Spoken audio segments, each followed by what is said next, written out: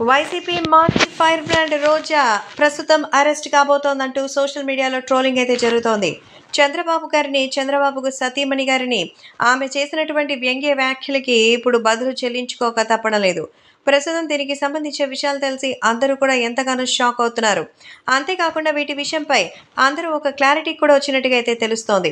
ప్రస్తుతం ఎటు చూసినా ఈ విషయాలపై సంచలన వ్యాఖ్యలే నమోదవుతున్నట్టుగా అయితే సమాచారం. కాబట్టి ఎలాంటి పరిస్థితుల్లోనూ మరి రోజా పరిస్థితిని విడిచిపెట్టే సమస్య లేదంటోంది టీడీపీ కార్యకర్తలు.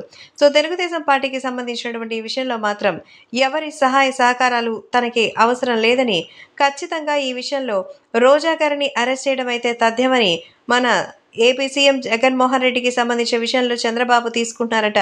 సో ప్రస్తుతం ఏపీ సీఎం అయినటువంటి నారా చంద్రబాబు నాయుడు జగన్మోహన్ రెడ్డి చేసిన అక్రమ ఆస్తుల్ని వాటన్నిటి మీద ఒక పక్క కేసులు నడుస్తుంటే, ఈ పక్కన ఎవరో చెప్పారని ఇంకెవరో చేశారని కొనడం అనేది మనం ముందుగా చూసుకోకపోయినటువంటి విధానం. కానీ ఇలాంటి ఒక పరిస్థితి వస్తుందనేది ఎవ్వరూ ఊహించలేదంటూ రోజా పాపం ఫీల్ అవుతుందట.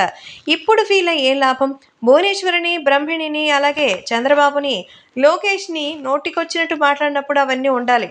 కానీ ఇప్పుడు ఎవరి దారి వారు అన్నట్టున్నారు. కాబట్టి రోజాకి మరి అరెస్ట్ చేయడానికి రంగం సిద్ధం చేస్తున్నారని, పారిపోయినా సరే పట్టుకుని వచ్చి మళ్ళీ తిరిగి అదే ప్లేస్లో పడేస్తారని, ఇటువంటి ప్లేసెస్లోనే ఉండాలంటూ చెప్పినట్టుగా అయితే సమాచారం. కాబట్టి సోషల్ మీడియాలో సైతం రోజా అరెస్ట్ అంటూ పలు వార్తలు దావానలా వ్యాపిస్తోంది.